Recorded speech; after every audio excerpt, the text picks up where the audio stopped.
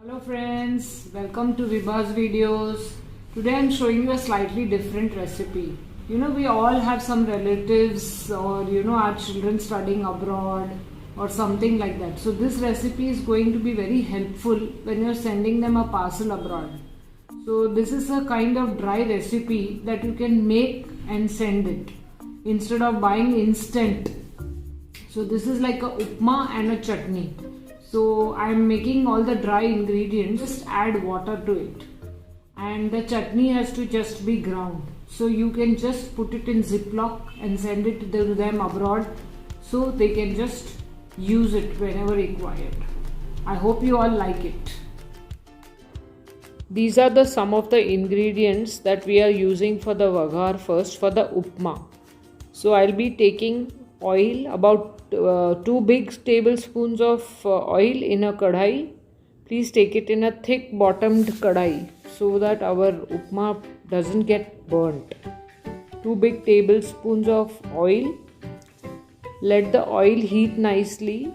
First I'll be adding the rye. Let the rye splutter. It's about 1.5 teaspoon of rye.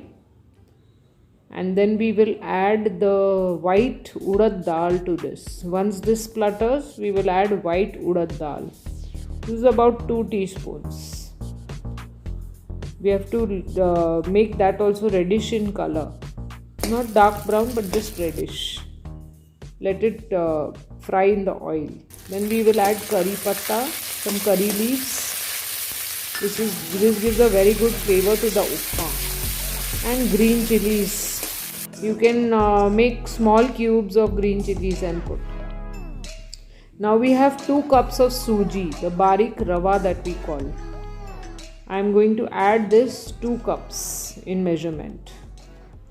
And I will roast this along with our vagar. So you have to keep turning it. And these are 2 secret ingredients. One is salt and one is the other white powder is we get the limbu ka sat, we call it, the powdered limbu ka sat. That is the secret ingredient. Because we cannot add lime juice and make it, we add this. So I added about 2.5 teaspoons of salt and about half a teaspoon of the limbu ka sat. And I'm roasting this mixture on slow fire. Also I am adding coriander also to this, finely chopped coriander, because this will go as a dry ingredient. It has to dry. The moisture has to be lost for all these things. Then only it will stay for a long time.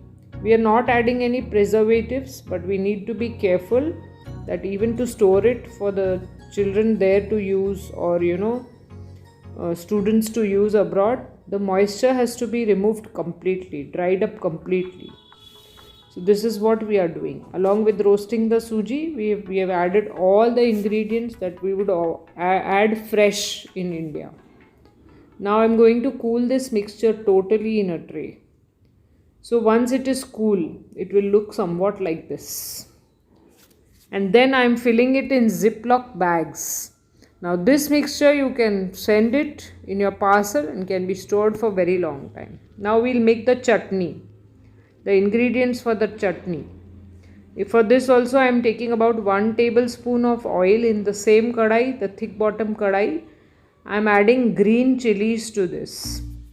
You can make small cubes, whatever shape, it doesn't matter because finally it will be ground. Again I am adding about half a cup of kothmir, coriander leaves. We need to get this also dried. As I told you, we need to remove the moisture from all these things. So I am sauteing it in some oil. So the moisture will be evaporated. It will look like this once the moisture has evaporated. To this I am adding some futane ka dal, or what you call some roasted chana dal. And then I am adding the desiccated coconut to this. 1 cup of desiccated coconut I am adding, and I am roasting this also, dry roasting it. To this I am adding salt, and again my secret ingredient, the limbu ka sat we call it. The lime powder is called. You have to add about 2 teaspoons of salt and about half a teaspoon of limbu ka sat. These should be again dry roasted.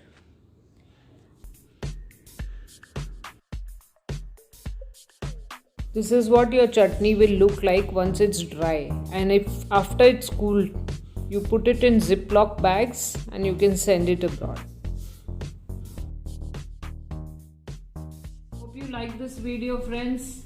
Press the like button if you do so, and share it, and please comment and let me know so that I can make more videos and share them. Thank you.